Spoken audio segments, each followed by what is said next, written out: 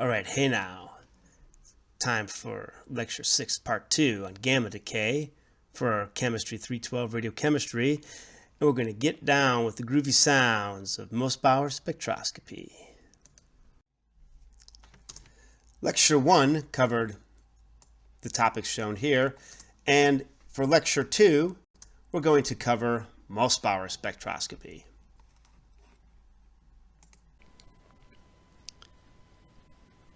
In this lecture, we're going to discuss Moessbauer spectroscopy, which uses gamma emission and absorption to determine something about the chemistry and the chemical information about the compounds that contain the radionuclides.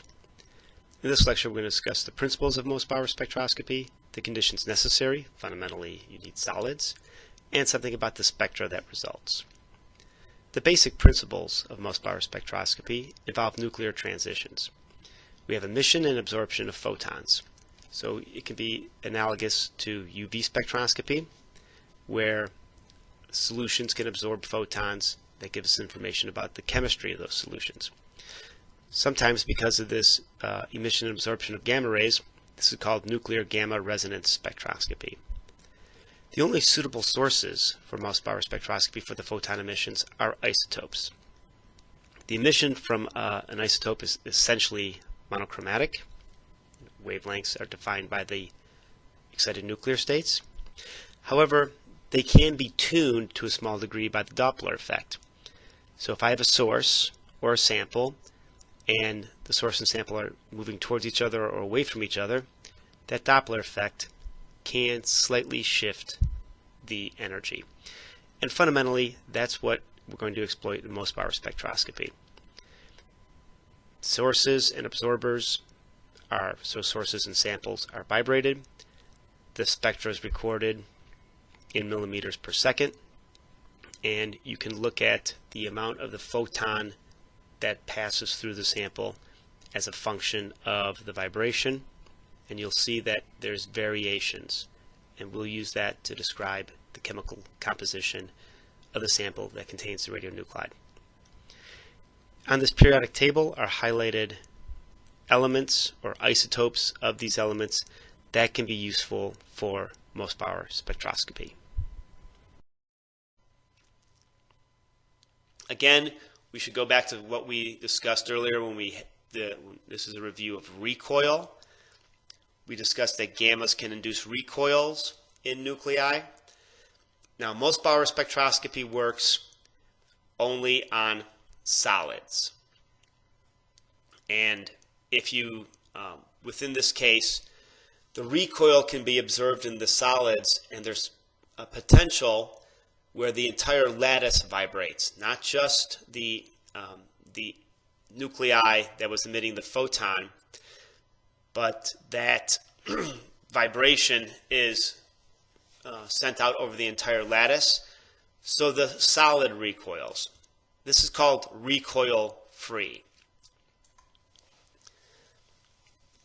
Within this, there's a relationship between the energy, the velocity of the nucleus, speed of light, and the direction of the motion of the nucleus and the emitted photon.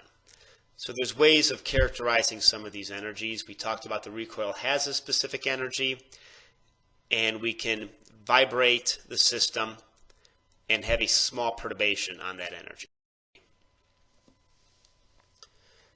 So with this recoil-free fraction, we can have a distribution of energies from the gamma, a transitional energy from the excited state to the ground state, and the recoil energy. So we can have a range of these energy differences. Nominally, these are very small, on the order of eV at room temperature. Now, this is due to the fact that when this energy from the excited state to the ground state occurs, some of the energy will be going to the photon, and some of the recoil goes into the lattice energy, or this lattice phonon energy. Since these gamma states are very short, there's Heisenberg uncertainty principle comes into play, and there's something called a gamma level width. which is finite due to the uncertainty principle. And what this says is that even though I have a very defined energy of that excited state, I actually have a distribution of energy because of my lifetimes being so short. So what Moessbauer did, he looked at this as taking the total recoil energy into two parts, a kinetic and a vibrational component. And if the emitter and the absorber are part of a lattice, these vibrations can be quantized. They're based upon the phonons of the lattice. So energy can be transferred only if they're in the correct quanta. So the system can be quantized, and absorbances from the emitter to the sample to the absorber can be evaluated as a function of the vibration or the speed at which the sample or the absorber is vibrating. If the recoil energy is smaller than the quantized vibration of the lattice, then the whole lattice can vibrate. The mass then becomes the mass of the entire lattice. The energy terms, they go into the lattice phonon system. So, and since this lattice is quantized, it's possible to find a state of a system unchanged after emission. So these are some of the terms or the basis that allows this spectroscopy to be performed. So fundamentally, what one does, if I use a sample for something, especially an energy that's above 150 keV, nearly all events vibrate the lattice, and this will give rise to the Moessbauer spectra. There's a large recoil-free fraction. In other words, that's the fraction that doesn't vibrate the individual atom, but vibrates the entire lattice. Some of the experimental methods that are useful for Moessbauer spectroscopy include reduced temperature, because then the vibrational lattice reduces and the recoil-free fraction increases. So temperatures are usually pretty small. And if the gamma level half-lives are greater than 10 to the minus 11 seconds, this width is around 10 to the minus 5 eV, which can actually be achieved, this Doppler shift, at around 3 centimeters per second. Something else that is unique and important for Moessbauer spectroscopy is the fact that you're using a nuclear interaction to probe a chemical state. And this is because you have a probability of orbital electrons being found in the nucleus. These energy can be broken into a nuclear and a binding energy component. And this binding energy component can be worked out, this change in the binding energy component can be worked out here as a function of the excitation, the excited and the ground state wave functions. This change is defined as the chemical shift. So very similar to other techniques, other spectroscopic techniques, one can determine what the chemical component is by evaluating this chemical shift. There's also magnetic splitting. So this transition energy will include a magnetic component, and like other spectroscopic techniques, you can split this into two I+1 values, so very similar to NMR. You can get information about the magnetic splitting of the sample. The magnetic splitting, will give you information about the magnetic conditions of the sample. So fundamentally, the technique is performed with a source. For instance, if one wanted to look at iron 57, one can use a cobalt 57 source. Cobalt 57 decays to this state. Photons are emitted. These photons are perfect for the excited state of iron 57. So the emitter would be a cobalt source, and the sample would be iron 57.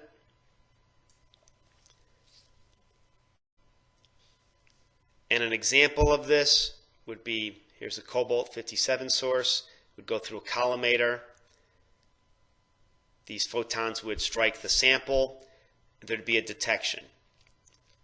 This detection would be based upon the vibration of the source or the sample, and we can look at an absorption.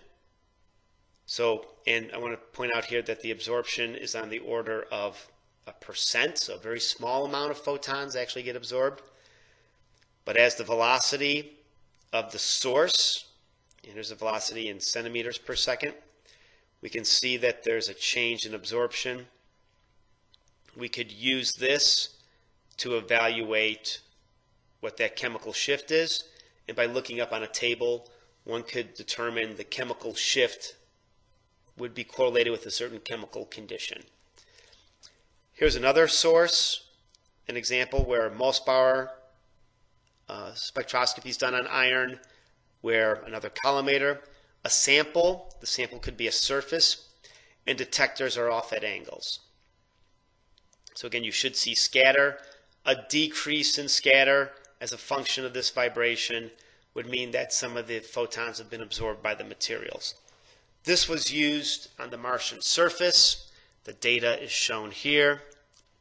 Here's the velocity of the source, the absorption lines. And what one can do is look at from these chemical shifts, you can get an idea of what iron components. And this was important for looking at the total amount of iron 2 relative to total iron. And this gave an idea of oxidation on the Martian surface, which would give an idea about the presence of water. Moessbauer spectra can also be collected for other elements. Here's an example for neptunium. Here's an example of all the chemical shifts. So if you could record the chemical shifts, you could see what oxidation state and chemical form of neptunium responds to those chemical shifts. So you could get information about coordination number, oxidation state, and chemical form. And then here's an actual example of some data, some Moessbauer spectroscopy for this neptunium iron gallium compound that was recorded at 10K, and the relative transmission goes from 100 to 99.7%. And here's an example of the data. So with lecture 6 on gamma decay, we've covered a number of different aspects of gamma spectroscopy and gamma emission. There's a number of areas that were fairly in-depth, but some of the concepts and ideas that you should take from this lecture include trends in gamma decay. How does it come about? How is it different from alpha and beta? Fundamentally, gamma can be a result of a decay of either alpha or beta, where the parent goes to an excited state of the progeny nucleus. What are the energetics of gamma decay? The energy ranges. And what are the different types that we're going to classify as gamma decay? The most prominent is photon emission, but we also talked about internal conversion and pair production. The other two being common when a spin and parity change from a parent to the ground state would be a 0+, 0+ transition. Since a photon has a spin of 1, you generally need that spin change to occur. We talked about transition probabilities, both electric, E, and magnetic, M, how they can be classified. And where does this classification come from? It comes from the fact that a photon is from electromagnetic radiation. So you should be able to understand the transition from the spin and parity from one state to another during photon transition, and how you can define that in terms of E and M transitions. You should understand something about angular correlations, fundamentally that they occur, and then what does that mean about something in the nucleus, and how are they measured? So we went into some details about angular correlation in the lecture, but a lot of that information was background.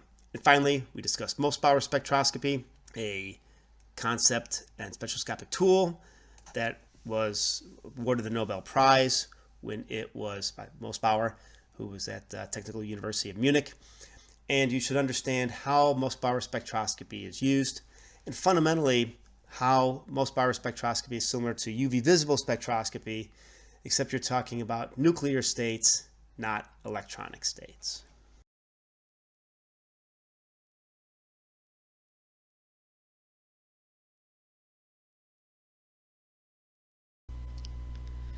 Some questions that you'd expect to answer about gamma decay are posed here. For instance, if one looks at platinum 195, the ground state has a spin and of 1/2 with negative parity, and there's two excited states that we'll show here, one at 3/2 minus at around 99 keV above the ground state, and another excited state about 130 keV above the ground state of 5/2 minus. If we look at the beta decay of iridium 195, it populates primarily with 57% of the time this 5/2 minus state. The question is, when this 5/2 minus state is populated, which one is depopulated primarily from a transition from this 5/2 minus state to the 3/2 minus state, or the 5/2 minus state to the 1/2 minus state? The answer, and as you can see here, when you look at the data from the table of the isotopes, this is a relative intensity value. So you can compare 1.2 to 1.3. 1.3 being larger means that that transition has a higher probability, and the transition from the 5/2 minus state to the 3/2 minus state, spin change 1, is the higher probability. The 5/2 minus state to the 1/2 minus state is also relatively abundant in comparison, between 1.3 to 1.2. Although there's a larger spin change, there's also a larger energy change. And then another question is, what is the transition multipolarity of those states from the 5/2 minus to 3/2 minus and 5/2 minus to 1/2 minus? You could calculate that, or by evaluating the chart of the nuclides, or excuse me, the table of the isotopes. You would see that this transition, the 1.3 relative intensity at 30.8 keV, is an M1 plus E2 transition, where the 130 keV transition is just an E2 type transition. Other questions such as what's the spin of a photon? You should be able to review the notes and perhaps other courses for that. What gamma transition types is expected from a 0 plus to 0 plus transition? Photon, this is photon forbidden. Those types of transitions would be emission of an internal conversion electron, so the energy gets transmitted to the electrons and the orbital electrons, and they can be emitted. Or if it's high enough energy, above 1.02 MeV, you get an electron-positron pair. Another type of question would be classification of the multipolarity of gamma ray decay, for instance what's shown here for cobalt 60M, so the metastable state of cobalt 60 60M cobalt. This state is a 2 plus state to a 5 plus state, so the transitions would be 5 minus 2, which is 3, or 5 plus 2, which is 7. The same parity, so the E's are the even and the M's are the odd transitions, so we'd have an M3 E4, M5 E6, or M7 as possibilities. And as we learned, the lower value, so the lower multipolarity, is one that's most likely, and you could check in the table of the isotopes that this indeed is the probable transition, the M3 state, for the photon emission from 60M cobalt. You should also be able to describe Moessbauer spectroscopy, which was just done in the previous lecture, and also with the lecture we just completed, and also in the previous lecture we discussed angular correlations. How are they measured? By aligning the nuclei.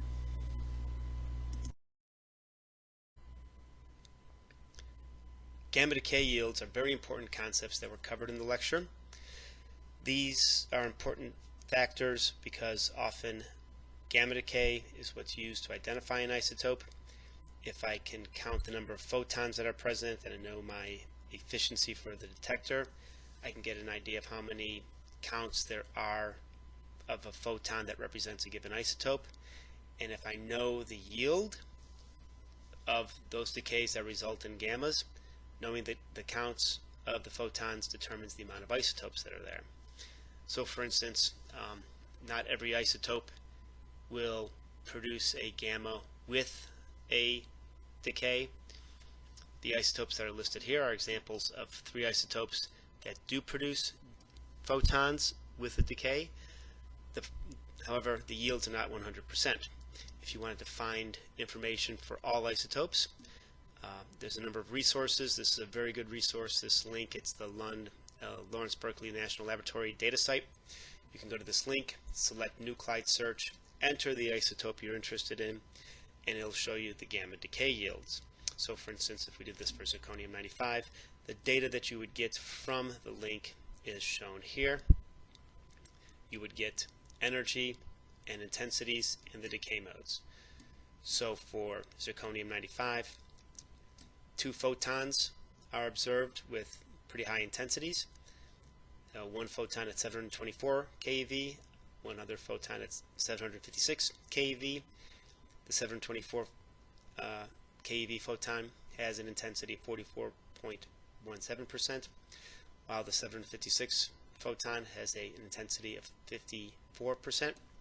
So this means that 54% of the time for this energy photon, 44% of the time for this energy photon, those energy photons are emitted those percentage of time for every decay.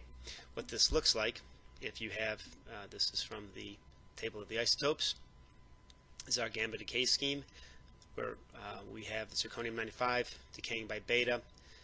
54% of the time it populates this state. 44% of the time it populates the lower lying state. You see these are both 7/2 states.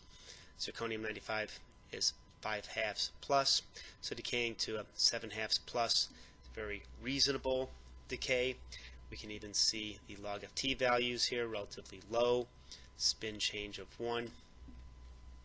From what we learned in beta decay, these are common transitions. They're excited, and these nuclei de-excite through the emission of a photon, and we see that the half-lives of these states are on the order of picoseconds. So these are on the order of 70 picoseconds each.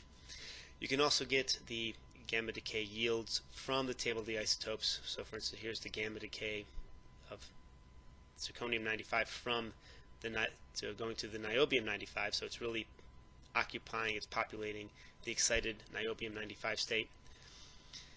And we can get the photon intensity by multiplying the numbers in these brackets by the value that's listed here. So 0.5446 multiplied by 100, that gives us our 54%, and 81.11 multiplied by this value gives us the 44%.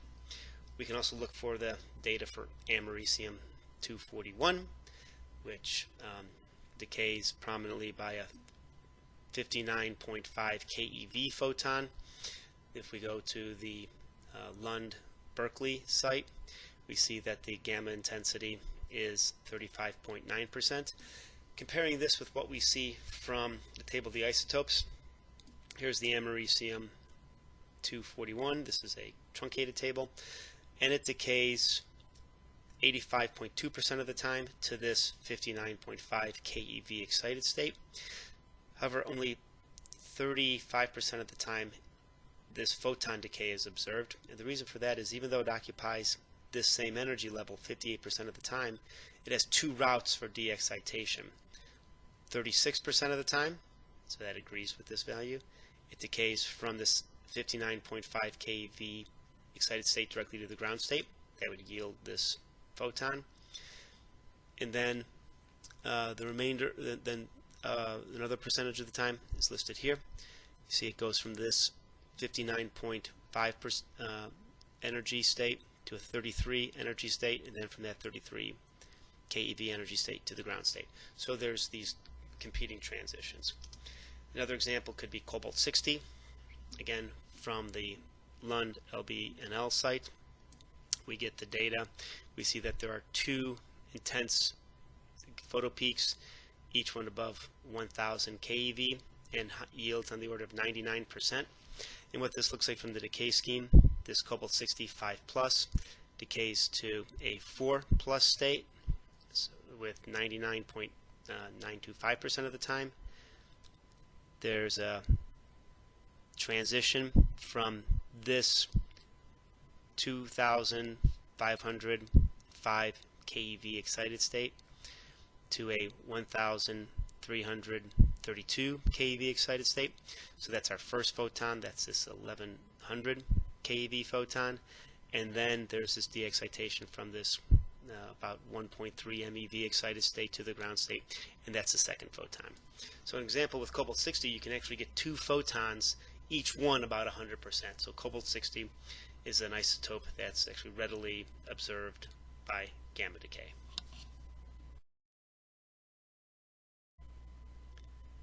Another important concept covered in the lecture has to do with metastable isotopes.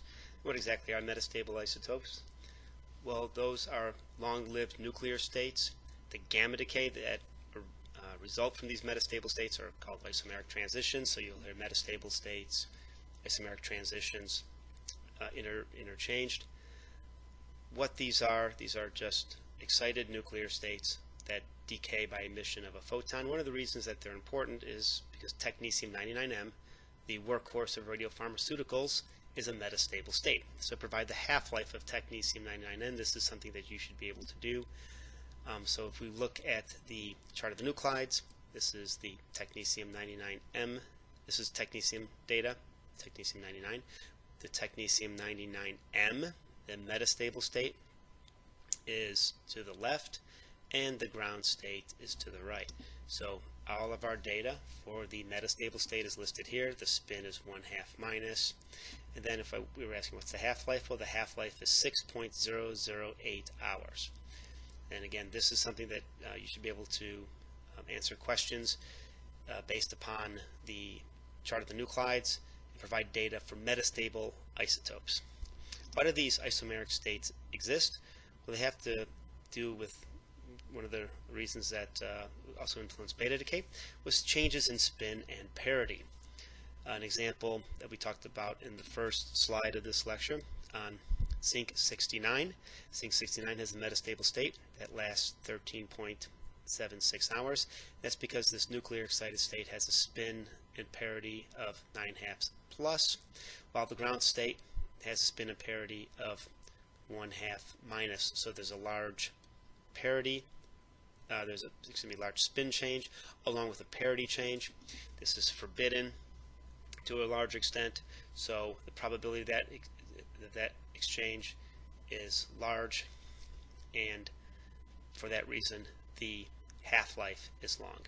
And where do isomers exist? If you look at the chart of the nuclides, where would you tend to find isomers? They tend to be near magic numbers. From nuclear models, we'll discuss information related to magic numbers. For instance, the shell model. One of the magic numbers is 50. We'll see that, for instance, the element with a Z of 50, tin, has a large number of stable isotopes. That has to do with this magic number state. Indium has a Z of 49, and it's just looking at an example of some indium isotopes. We see from indium 110 to 115, every isotope has a metastable or isomeric state.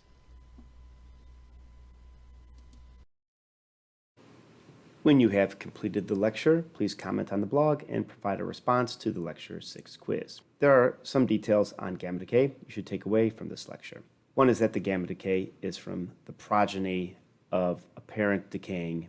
So the parent decays to an excited progeny, and the gamma ray is released during progeny de-excitation. With gamma decay, there is no change in Z or N during the gamma decay. You should be able to obtain and utilize gamma decay yields. This data is used to determine the percentage of a specific gamma ray energy resulting from an isotopic decay. So for instance, americium-241, the 59 keV photon, that occurs around 36% of the time of the alpha decay. You should be able to find this data and utilize it. You should be able to determine gamma ray classification, both the electronic and magnetic multipoles, and you should be able to correlate this with spin and parity change. You should understand the reasons for non-photon de-excitation of excited nuclear states and how this relates to photon spin and state change. Primary example is that a photon has a spin of 1, so 0 plus to 0 plus transitions are not allowed by gamma decay. You should also understand that there are other non-photon de-excitations, such as pair production and emission of a bound electron. You should understand how angular correlation of gamma decay can be measured, and what does that data tell about the shape of a nucleus, and how is that related to charge of the nucleus and the fact that a photon is an electromagnetic force. You should understand Moessbauer spectroscopy, principally what are appropriate sources, how measurements are collected, how results can be used to determine the chemical form, and how Moessbauer spectroscopy is in some ways similar to UV visible spectroscopy. Extra information that was provided in the lecture that you should be familiar with but won't necessarily be covered in exams includes gamma recoil, isomeric transition probabilities, internal conversion coefficients, and internal conversion spectra.